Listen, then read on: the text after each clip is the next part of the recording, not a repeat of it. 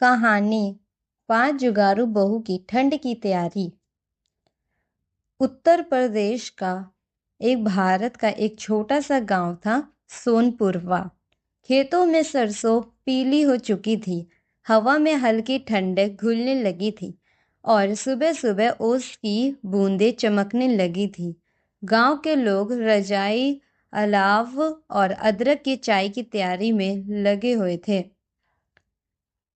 इसी गांव के बीचों बीच थी रामदीन काका की पुरानी कोठी, जिसमें उनका बेटा रमेश, बहू सुनीता और 2 छोटे बच्चे पिंकी और चिंटू रहते थे। सुनीता गांव की सबसे जुगाड़ू बहू मानी जाती थी। कुछ ना हो तो मिट्टी के बर्तन में ही हीटर बना दे, टूटी बाल्टी से पौधे के लिए झरना बना दे, यानी हर चीज का रसोई कोई ना कोई उपाय उसके पास रहता। सास ससुर भी कहते, हमारी बहू तो जुगाड़ की फैक्ट्री है।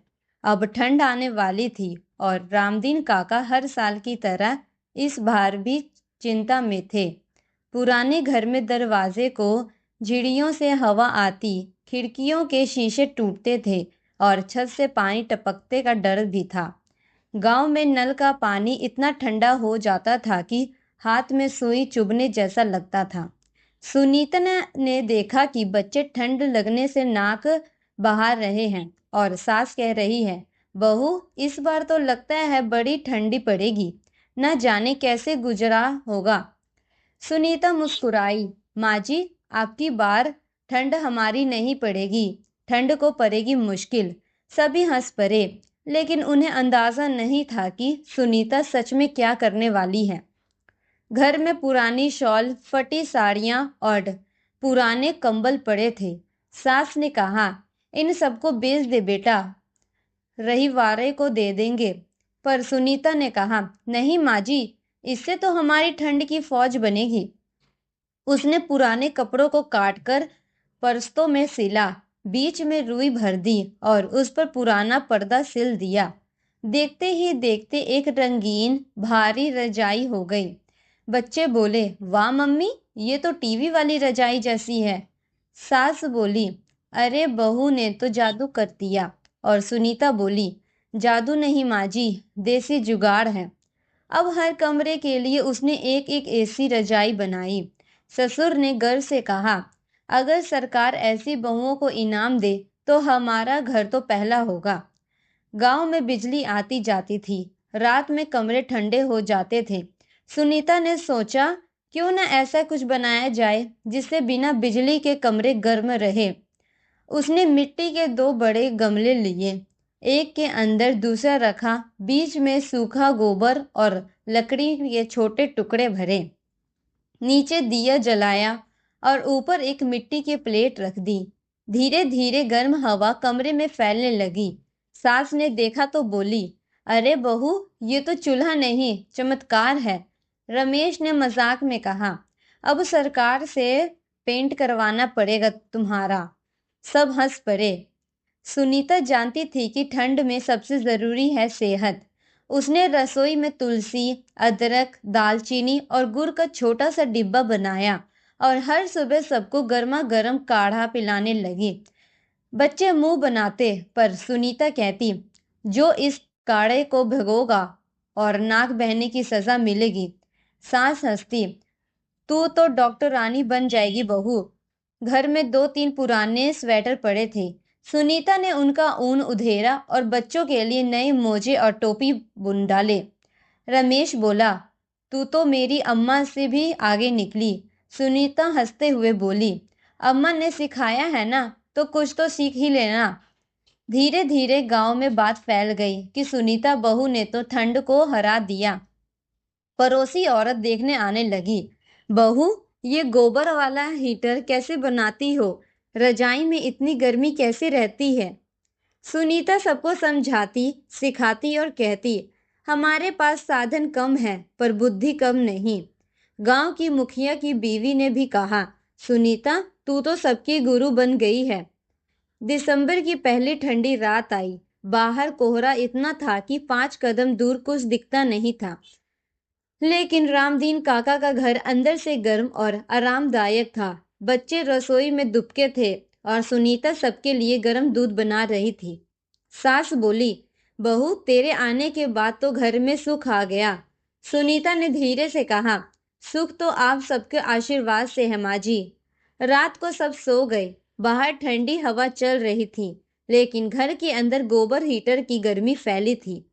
रमदीन काका नींद में बोले, आपकी बार ठंड भी हार गई हमारी बहू से। सुनीता मुस्कुराई और धीरे से रजाई ओढ़ ली। रजाई जनवरी का महीना शुरू होते ही सर्दी ने जैसे कसम खा ली कि अब गांव वालों को चैन से नहीं रहने देगी। सुबह का तापमान 5 डिग्री तक गिर गया था। खेतों में काम करने वाले लोग कंबल ओढ़कर बैठे थे और हर किसी के होठ नीले पड़े लगे थे। सुनीता सुबह और जल्दी उठी। नल खोलते ही ठंडे पानी के धार ने हाथ जला दिया। अरे बाप रे, ये तो बर्फ का पानी है, वह बोली। सास बोली, बहू अब तो कुएं का पानी भी जम जाएगा। नहाने धोने का क्या करोगी? सुनीता ने मुस्कुराते हुए कहा, माँ जी, ठंड चाहे जितनी भी बढ़ जाए, हमारी जुगाड़ टीम तैयार है। सुनीता ने एक पुराना एल्यूमीनियम का बाल्टी लिया। नीचे मिट्टी का छोटा चूल्हा रखा, बीच में लोहे की जाली और ऊपर से बाल्टी रख दी। उसमें पानी भर दिया और कुछ ही देर में पानी गुनगुना हो गया। रमेश बोला, अरे वाह, अब तो नहाने की हिम्मत भी आ जाएगी। सुनीता ने समझाया, इस तरह ईंधन भी कम लगता है और धुआं भी नहीं होता। गांव की औरतें देखने आई तो बोली, बहू तूने तो ठंड में भी नहाने का उपाय निकाल दिया, वरना हम तो सिर्फ तसला भर पानी के काम चला रहे हैं। गांव के सारे घरों में खिड़कियां और दरवाजे लकड़ी के थे। ठंडी हवा झिरझिरियों से अंदर आ रही थी। सुनीता ने देखा कि बच्चे रात में बार बार कांप रहे थे। वह बोली, अब हवा को भी रोकने का इंतजाम करना होगा। उसने पुराने पर्दे, टाट और गत्ते के टुकड़े जुटाए और खिड़कियों पर सलीके से चिपका दिए। दरवाजे नीचे से हवा आती थी तो वहां पुराने मोजों में सूखी रेत भरकर डोर सनेट बना दिया। अब कमरा बिल्कुल बंद सा लगने लगा और हवा अंदर आने से रुक गई। सास बोली, वाह बहू, अब तो लगता है हम हवेली में रहते हैं। रमेश बोला, अगर तू होती तो शहर में तो अखबार वाला तेरा इंटरव्यू छाप देते। सुनीता हंसकर बोली, शहर में लोग पैसे खर्च कर ठंडे भगाते हैं और हम लोग दिमाग लगाकर। ठंड बढ़ी तो खाने में भी कुछ गर्म चाहिए था। सुनीता ने रसोई में नया प्रयोग किया।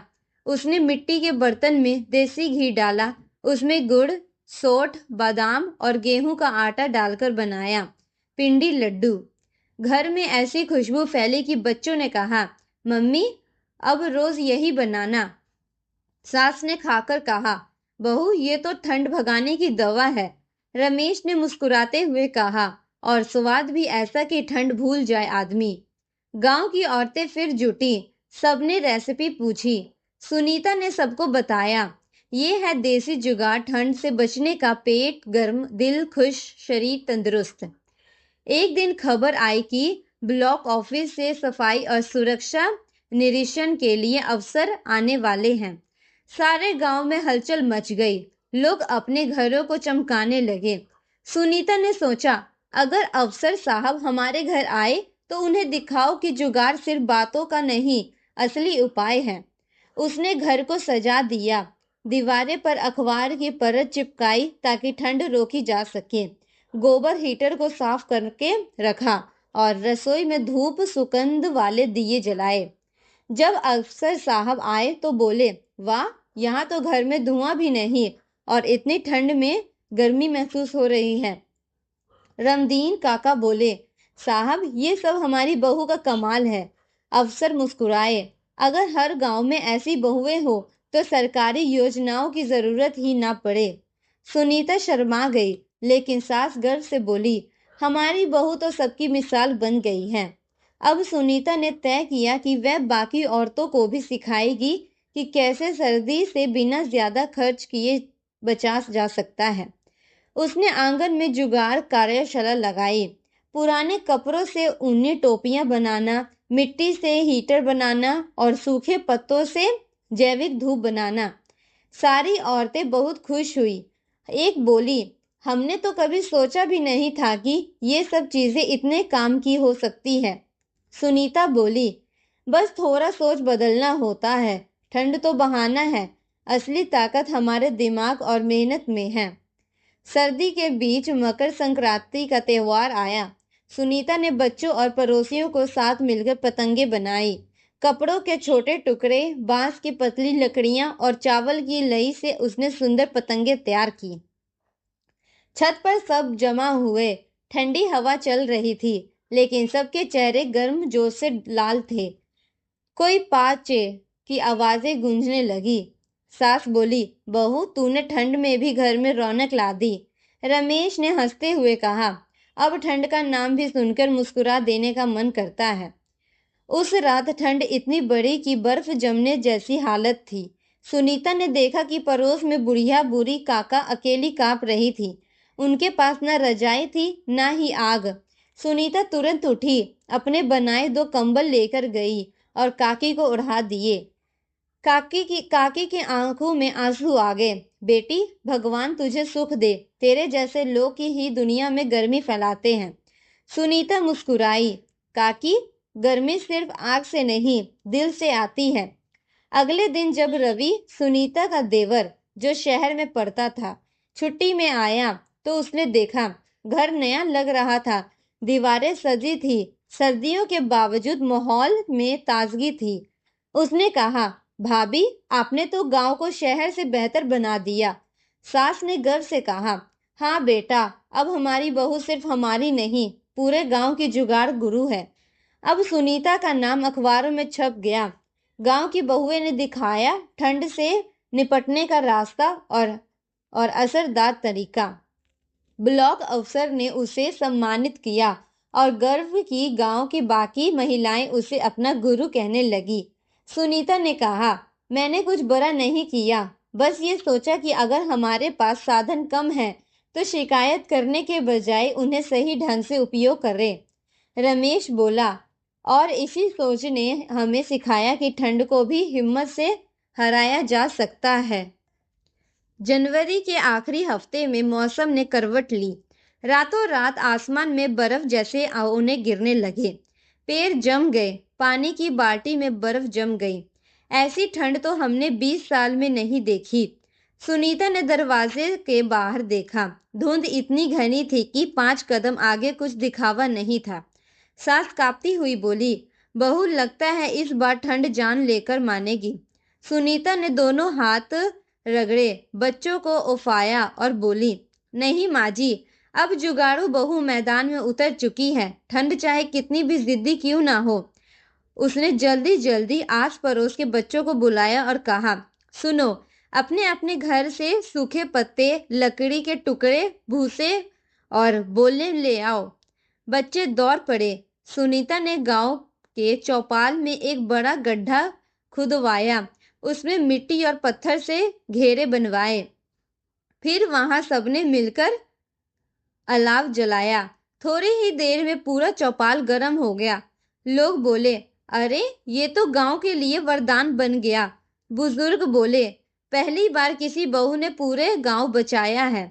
सर्दी के बीचों बच्चों ने वहां खेलना शुरू कर दिया और औरतें वहां बैठकर सब्जियां काटने लगी। अब वह चौपाल गांव का गर्म दिल बन गया है।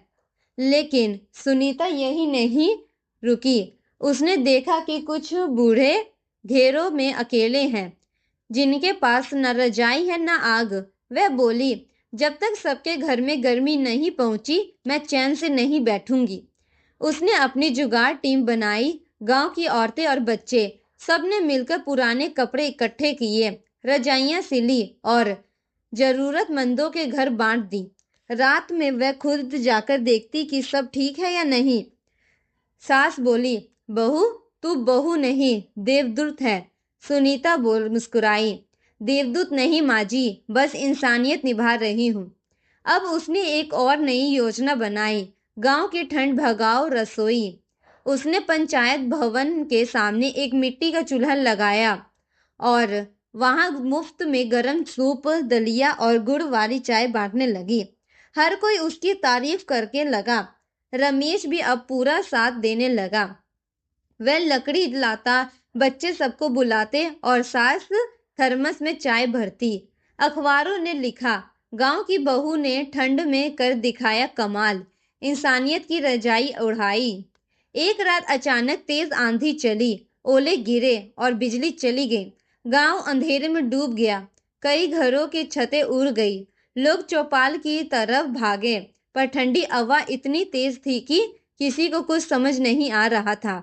सुनीता ने टॉर्च उठाई और बोली, सब डरिए मत, सबको चौपाल में ले जाओ। वह बच्चों के गोद लेकर भागी, बुजुर्गों को सहारा देकर आई।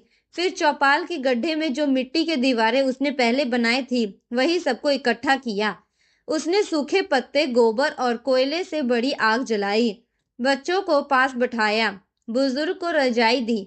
गांव वाले बोले, अगर ये बहू ना होती तो आज हम सब ठंड में मर जाते। सास ने सुनीता को गले लगाया और बोली, तू सिर्फ मेरी बहू नहीं, इस गांव की बेटी है। रात बीत गई। सुबह जब सूरज निकला तो गांव के लोगों ने देखा, चौपाल की आग अभी भी धीमी ले लो में जल रही थी और लोग मुस्कुराते हुए बाहर निकल रहे थे। रामदीन काका की आंखों में आंसू थे। वह बोले, गौरी, तूने पूरे गांव को ठंड से नहीं, मौत से बचाया है।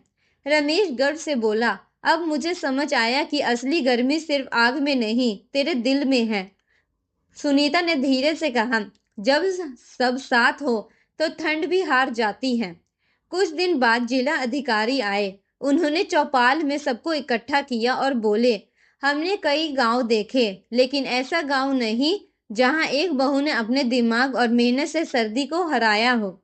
उन्होंने सुनीता को सम्मान पत्र दिया। गांव की प्रेरणा, जुगाड़ू बहू सुनीता। सारा गांव तालियां से गूंज उठा। सास बोली, अब तो हम सब तुझ पर गर्व करते हैं। सुनीता ने नम आंखों से कहा, माँ जी, अगर परिवार साथ हो तो कोई ठंड, कोई तूफान और हमें तोड़ नहीं सकता। उस शाम जब सूरज ढलने लगा, गांव फिर से अपने रंग में लौट आया। बच्चे चौपाल में खेल रहे थे और सुनीता चूल्हे पर गर्म दूध उबाल रही थी। सास ने पूछा, बहू, अब तो सर्दी जा रही है, अब क्या करेगी? सुनीता मुस्कुराई। अब गांव को गर्म रखने की नहीं, सिखाने की ठानी है कि हर समस्या का हल हमारे अंदर है। धीरे धीरे ठंड कम हुई, पर अब हर घर में सुनीता की बातें थी। सिर्फ आग नहीं, बहू की सोच ने हमें बचाया। गांव की दीवारों पर लिखा गया, जहां चाह वहां जुगाड़, सुनीता बहू के साथ। और सुनीता मुस्कुराई, आसमान की ओर देखा और बोली, देखो ना, सूरज भी अब मुस्कुरा रहा है। शायद उसने भी सीख लिया है कि गर्मी सिर्फ रोशनी से नहीं, हिम्मत से आती है। इस तरह जुगाड़ू बहू ने सिर्फ अपने परिवार को बल्कि पूरे परिवार को और पूरे गांव को ठंड से बचाया। उसने सबको सिखाया कि बड़े काम पैसे से नहीं, समझ और साथ से होते हैं। और जब गांव में फिर कोई ठंड की बात करता तो लोग हंसकर कहते, अब की बार ठंड नहीं, जुगाड़ू बहू की तैयारी पहले से तैयार है।